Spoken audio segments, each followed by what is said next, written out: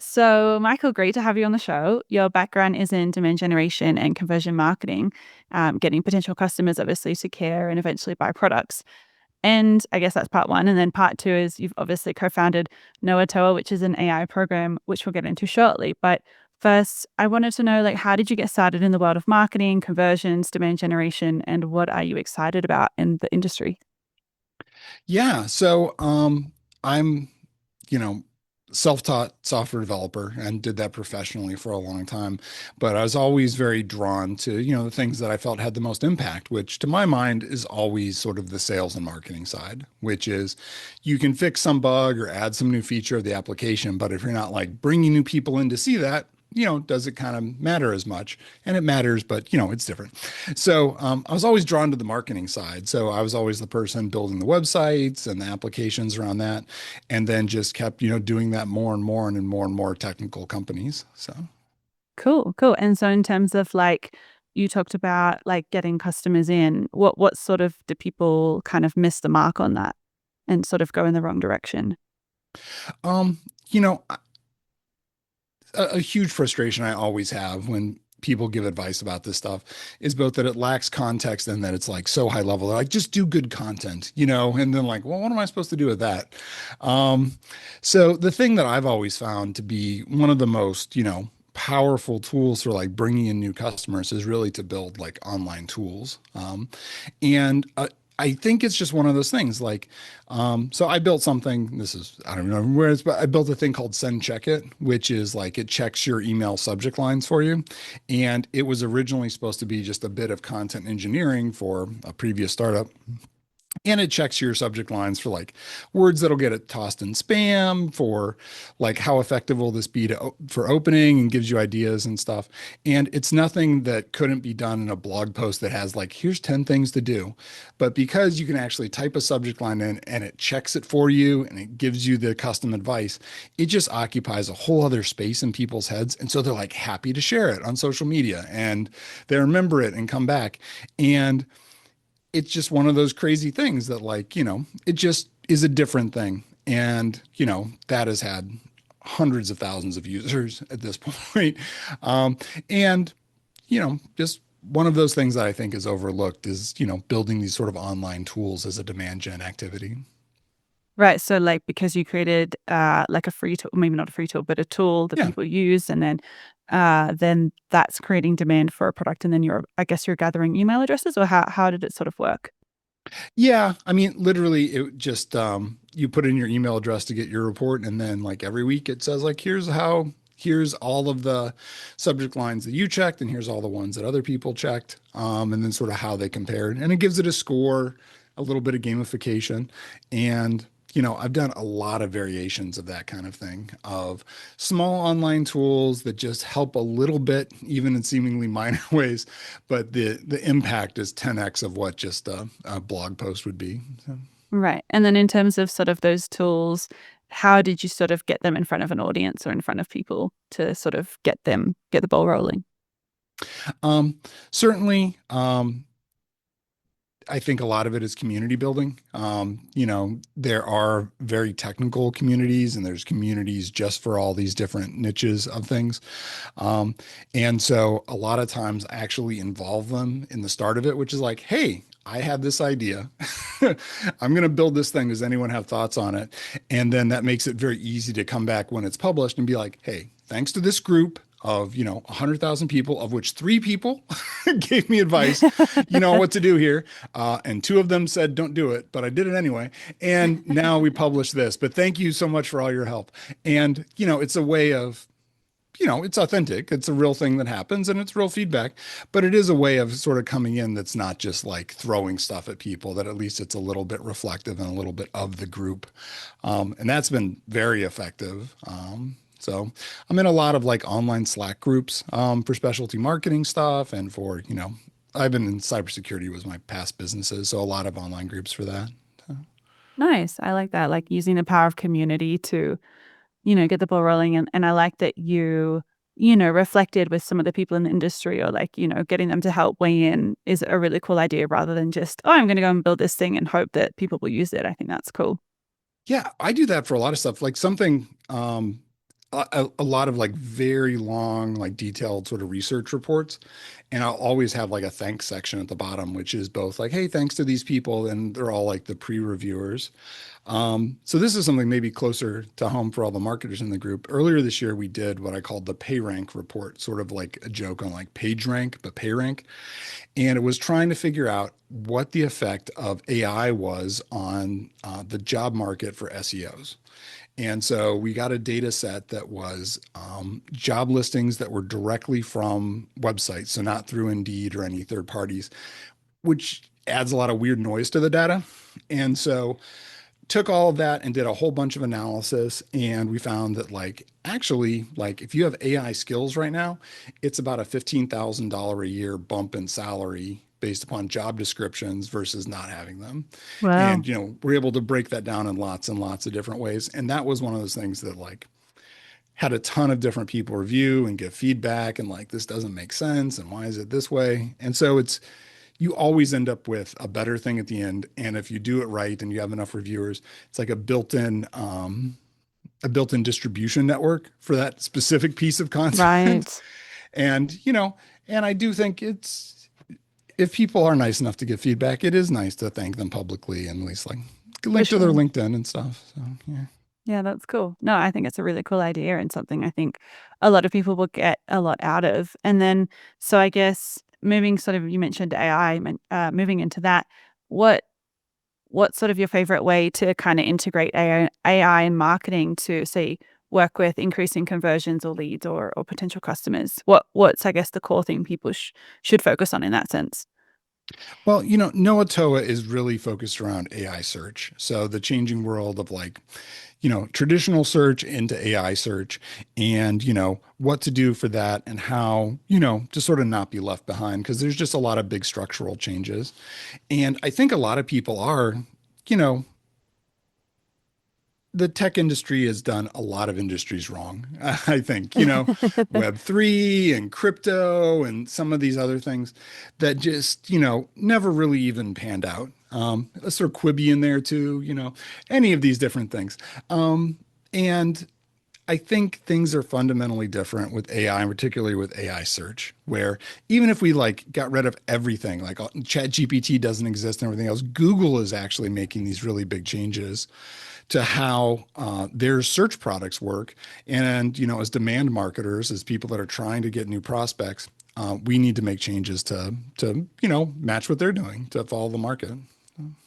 Yeah, yeah. And I saw that you mentioned online that you're actually really optimistic about SEO in the future. A lot of people think AI is going to take, SEO jobs or destroy kind of SEO. What's your perspective on that? Why do you think it's actually going to be a really positive thing? Well, I think you have to start with the basis of search is fracturing. That for almost 2 decades it has been Google show and nobody else's. And the key thing that AI is really unlocking is that search can be embedded anywhere. A great example is, Meta. Meta has spent literally billions of dollars on their AI system, and now in WhatsApp, which is on a billion people's devices, at the very soon as you log in, there is a button that says, Meta AI, ask me anything, and that's search.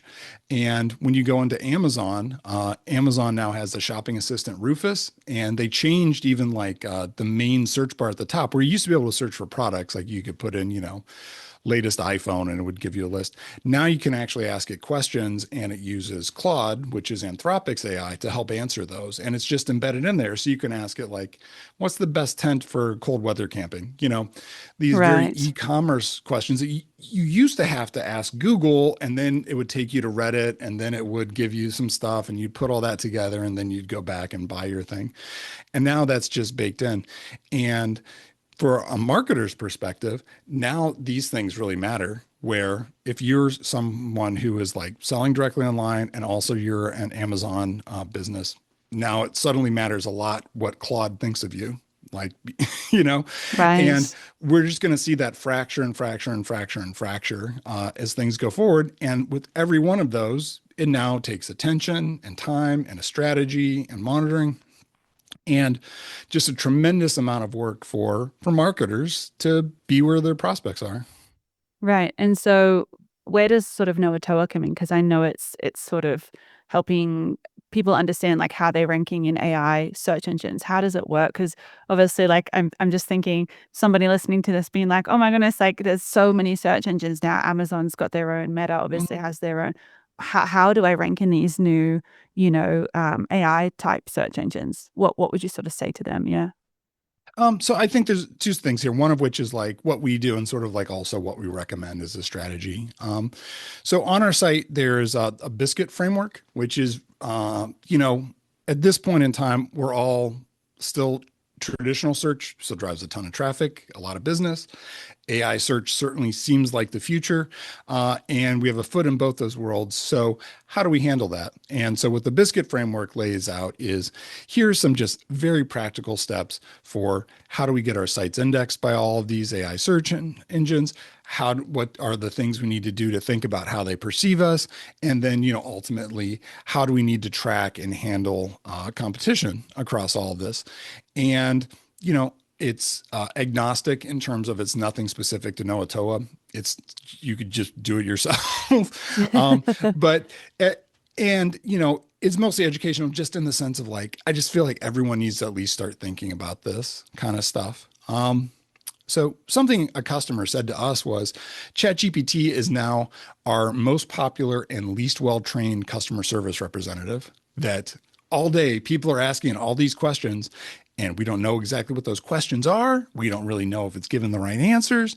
And that's a huge problem. And that's not a traditional search responsibility, but it fits very cleanly in the skill set of SEOs and marketers to be able to generate the content that answers these like very money bottom of the funnel questions. So Right, right. And so how does sort of Noatoa like integrate that for customers and help them rank better in those search engines?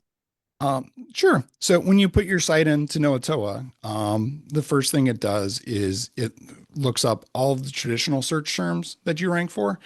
And, while everything is new, we kind of just go back to customers, and customers have intents. They're trying to buy stuff. They're trying to find out the answers to the problems.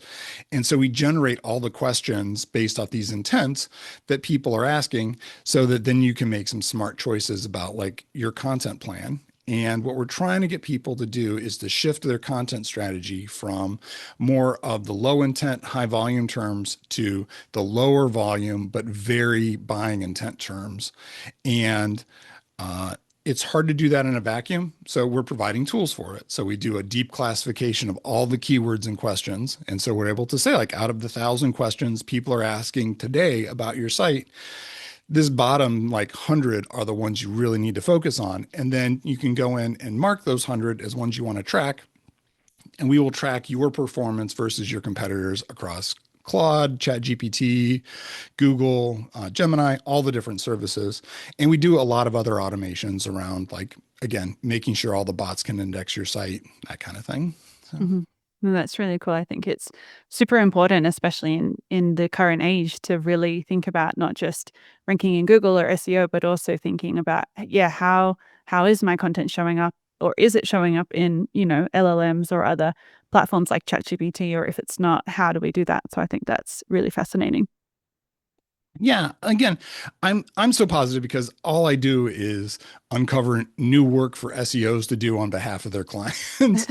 Like, you Right. mentioned sort of like the business information stuff. I think the other big one is reputation management, Right. where the example is in the US, there's a very large bank called Wells Fargo.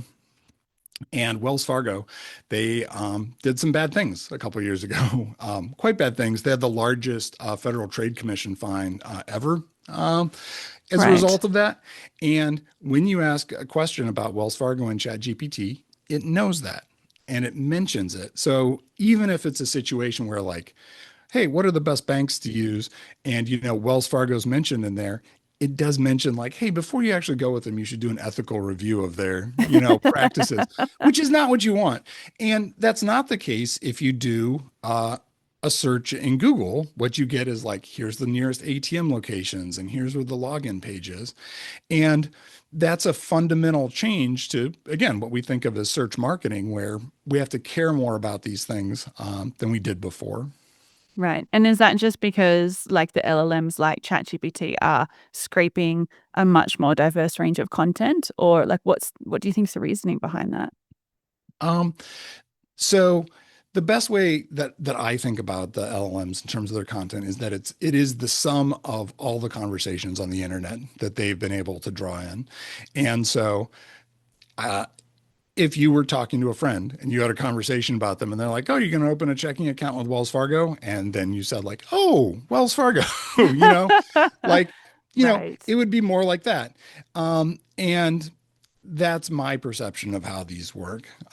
We can talk some more about like, the fundamentals of them, but it's almost like you did a brand survey of the internet and you came up with this. And that's something we actually recommend people do is go to ChatGPT or Claude and just say like, "Hey, what do you know about my business? What are the objections someone might have from buying from us? What are, the key features that we have?" And Yeah. that forms the basis of a lot of the, very tactical sort of things you can do.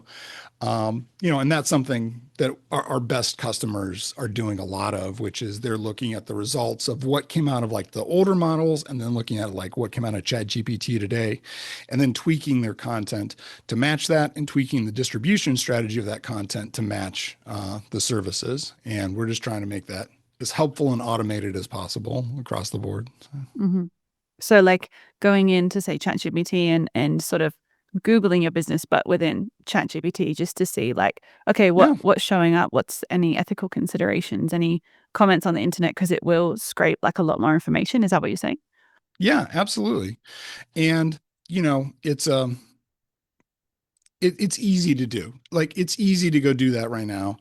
And um, I think there's a lot of concern about like almost for sure anyone who does that about their company is going to find either misinformation in terms of like just stuff that's wrong, or they're going to find out things that are outdated or not where you're moving strategically. A good example is a lot of the answers we're seeing now for ChatGPT for like a SaaS business will say, "Oh, this is best for a category." Now, that might be the category that you've always been in, but you're trying to move up to the enterprise. So it's like, "Oh, they're best for SMB, for small and medium business." That's not where we want to be. We're really trying to move up market. So now, I need to start changing the message for this. And, what we try to think of strategically is a concept called like siteless SEO, which is that at some level, you need to make this work without your website, even in the picture. So a good example is ChatGPT. ChatGPT has, open public relationships with Reddit. They have a huge relationship with Microsoft, who owns LinkedIn. And part of that relationship is they have access to all that data. And so if you strategically post your information, like, "Hey, we're the best for these reasons, here's our new stuff," and you post it to those places, that counts as SEO, even though it's more of a traditional social marketing side of things. Um, and that's just the future of stuff. Is it's a lot more integrated. It's a lot more different pieces. And again, search is becoming fractured. And I think that just means there's more responsibilities for marketers. That's cool. So someone could post like on LinkedIn or on Reddit or different platforms, and that could then obviously that content could eventually end up showing in ChatGPT or form part of their overall brand positioning that's shown in ChatGPT. Oh, absolutely. And I think the nice thing about that is that, we're in a weird situation where traditional search is really falling off for the informational terms, which have always been the highest traffic terms to most any site, which is anything that's definitional, anything that's like top of the funnel. Used to get a lot of traffic, and that was an easy justification for more budget. Like, "Hey, CMO, this last quarter, we drove 250,000 visits to the site. Therefore, you should give us more budget. So next quarter, we can try to get that to 300,000. Well, that breaks down when there's only so many of those top articles to write. Everyone sort of wrote them. And, the strategy for a long time was like, "I'm going to look at the top three articles, kind of smash them together, add a little bit more to it, publish it, and it's going to be, 3,000 words instead of 2,000. And then we're going to rank above them, and then everything will be great." And that's just not the plan anymore. That now those types of queries are being answered by Google. And so many people, when they look in Google Search Console for their site, what they see is their impressions staying pretty flat, maybe even going up, but their actual click-throughs to their site dropping Right. because the AI overview, the Google AI mode is just answering those directly. And that's a sea change in how we need to think about content and think about what we're serving and how we eventually reach our customers. Hmm. And so then I guess to flow on from that, what things would you recommend that people do? Obviously, the old model's not working. What can, I guess, business owners or marketers do to sort of future-proof themselves in this sort of ever-changing world of AI? I do think a lot of this is going to be less siloed. So I think a smart thing to do if you're a business owner, you have a marketing team, is to get all of them collaborating and to get them to, understand that there's a real impact to what you're putting on social towards these other pieces of this. Um, SEO, there used to be a concept of duplicate content penalty, which is like, oh, I wrote this post. I don't want someone to scrape it and put it on their website. But now, what seems to work is taking the post and putting it up as an article on LinkedIn. Like, you know, it's the same content. It's all positive towards our company. It's good marketing. It's, connecting and positive. And that works, but it's not putting up like, oh, here's a carousel of like, our ice cream social we have, or Right. whatever the kind of thing is. Well, and it's much more strategic. I think it's a lot more mid and bottom of the funnel. And that's where we want to see people's efforts go. So there's not like the same duplicate content penalty, like you can just, like either duplicate or repurpose content from say like a podcast to a blog to a LinkedIn post, and that seems to work well for LLMs. It definitely works well for LLMs. I mean, there's a lot. It's a hard thing to do is talk about this, both because a lot of the terms haven't been solidified. And then also, I think search people who are really into SEO and search bring a lot of biases towards this. Um, so, you know, so the biggest ranking factor that we know of right now with LLMs is repetition. That the more um, it any message or concept is repeated, the stronger the signal inside the LLM, and the more likely it is to come out when a question is asked. And that's good and bad. I mean, it's good in that, it's a very clear, call to action for us to do as marketers. And I think it's bad in that I think it could lead to some bad practices of people just like spamming stuff. And I'm sure we're going to see a reinvention of all of the defensive things that Google has done and all these other systems as well over time. Right. So it's sort of like a new, if you get in early, like you could, it sounds like get some pretty cool wins on the board with ChatGPT and different things before they put in these sort of more stringent measures. Well, not even stringent measures, but we definitely have a lot of challenger brands that use us that are trying to, jump in. And it is a different landscape to jump into than 2 decades of SEO to deal with, where you're Right. like, oh, we're going up against a site that has, 100,000 backlinks to it. How are we ever Right. going to, cover Right. cross this mountain? Where it's, but certainly, and I think the positive side of this is that all of the actions you need to do to rank in the LLMs also have other marketing benefit. Like we're talking about publishing more and a little more strategically to LinkedIn. That's a positive win. There's immediate short-term benefits to that, as well as these longer-term ones. It's not something where it's like, all right, well, let's invest $100,000 in this thing that may or may not pay off. Like it's all directionally positive and it's all a win for the marketing group. So. That's cool. I like that. And so, in terms of like within your business, what are some of your favorite AI tools that you're using at the moment? So, I'm still a developer. I use Cursor now for all my development. I don't know if you're familiar at all with Cursor. I haven't used it, no. And this is, I used to have some other businesses and things, and it is, if you are not a developer, it is astonishing how much AI tooling and AI assisted development has taken over the development world. Um, to an extent that I have a lot of friends that have like, oh, here's a course on React or here's a SQL database course kind of stuff. And they have seen material drops in the demand for their stuff because of the AI tooling is so good, where in a lot of cases, what we talked about with AI overviews was sort of, you know, traffic evaporation, where people are still searching for those terms, but then they get an AI overview instead of clicking through to a site. I think we're Right. seeing in other areas just search evaporation, where it is actually instead of like, hey, how do I do a loop in JavaScript?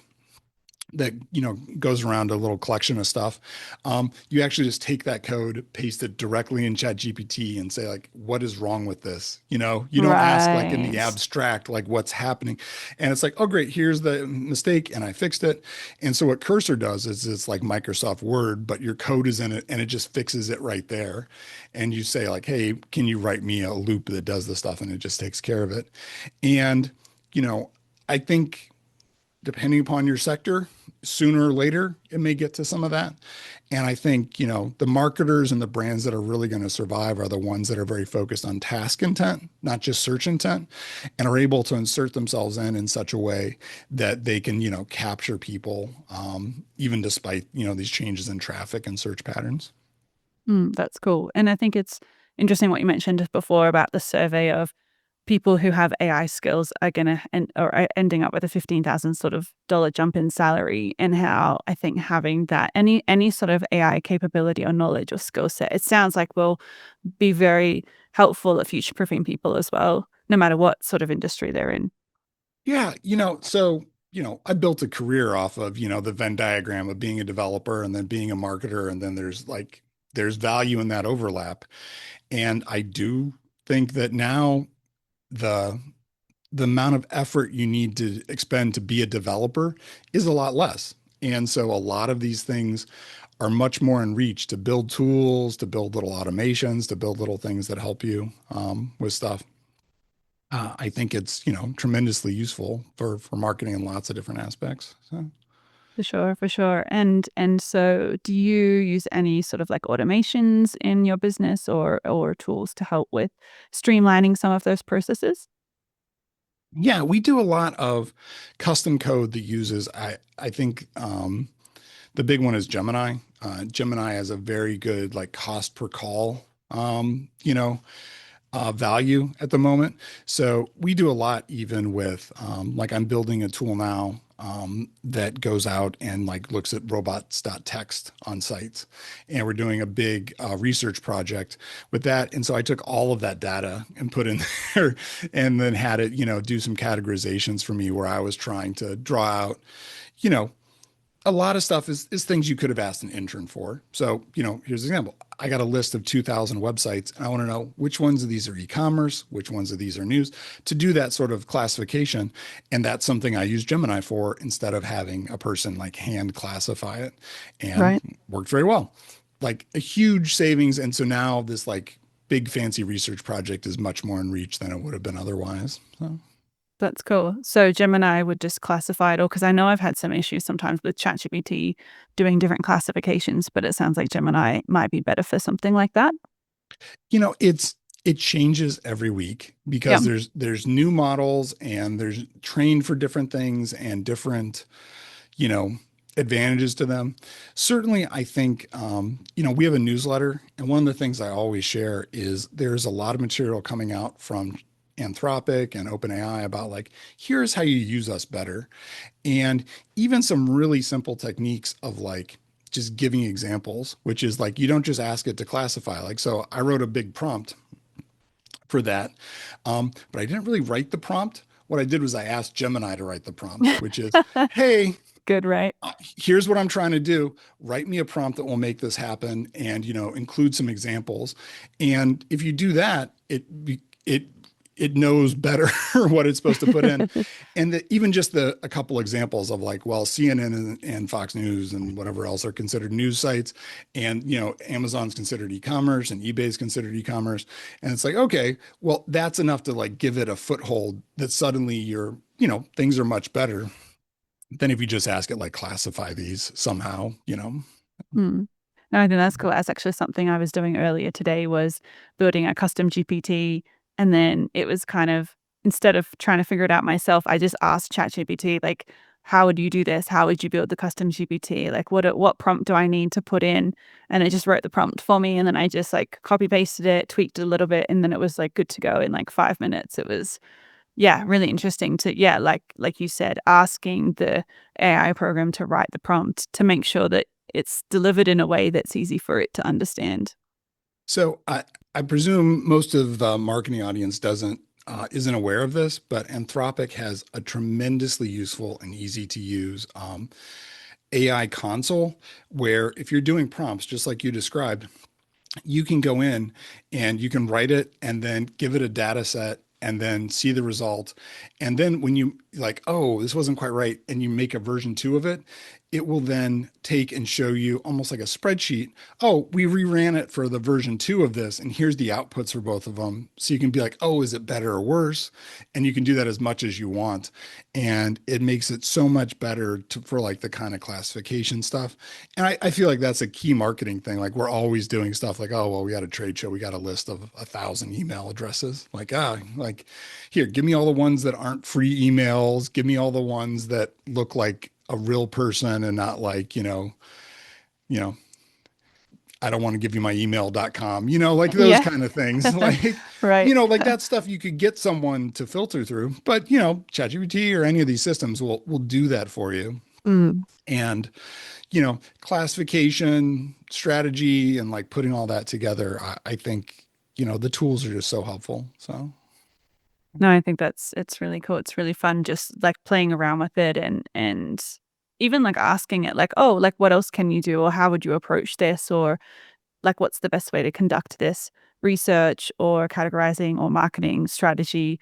Rather than because you mentioned, a lot of people, especially in SEO, have kind of their blinders on and they're like, "This is the way to do things." And really kind of coming in and going, "Well, asking the AI, like, how would you approach this or what would you do in this situation?" Just to get ideas and to brainstorm. oh, I ask a lot of like, what did I get wrong in this? Like, Mhm. like I'll write a That's post and cool. I'll like, just what is wrong about what I just said here? And, to have that very punchy feedback, I find is very useful. So, Yeah, no, I think it's cool. Sometimes I'll be like, play devil's advocate, be super harsh, super critical, because usually it's like a hype gal, like, you're so yeah. awesome. So it's like, no, like, please be like super honest, brutally honest with me. Yeah. Yeah. Cool. So, um, what I guess do you see as being maybe some of the dangers of AI or like things that people may find themselves holding themselves back with AI or yeah, maybe mental health, any sort of like practical dangers or risks or ways that people limit themselves? I do, um, Sam Altman, he was the OpenAI founder, like he was saying there's some real differences in generational use of AI. And, um, you know, older people think of it as a Google replacement and sort of in the middle, people think of it as an advisor and like young people think of it as he called it like an operating system, which is just that like they put everything in there. They have like notes about different people before they do interactions. They sort of like model it like, so what if I asked Rebecca about this? Like what would Right. they say? And because there's memory features now, it remembers like, oh, this is that same Rebecca we talked about before who did that thing last week, and so we get this answer, and that is a lot of power to give to what at the end of the day is a company, is a company that does not have, as its overriding concern our safety and our, mental health, but, a variety of even well-intentioned but different goals. And I worry about that, and I do worry that something we haven't talked about is that a lot of the new AI search modes are very much almost asking an application to Google on our behalf.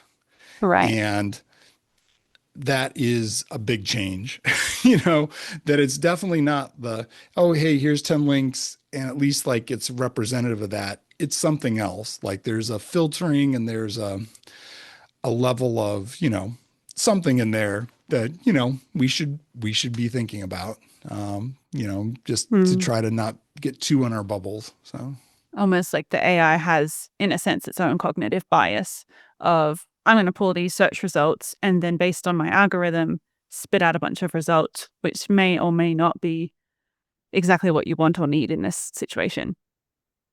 Yeah, I don't know if you've used like deep research or the AI mode of these different things, but like it literally is like, oh, hey, well, I'm going to go out and look at like 100 sites, and then I'm going to like on the fly look at these 100 sites and then evaluate them for like exactly what you're asking and sort of the overall goal plus the memory of what I know you're trying to accomplish and put all that together and then spit out like, here's a little like book report I made for you. And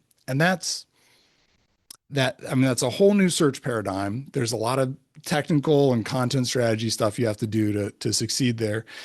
And it is, I think, concerning I in lots of other ways. Like, are these paid placements? Is something else happening here? Like, what is going on? So Yeah.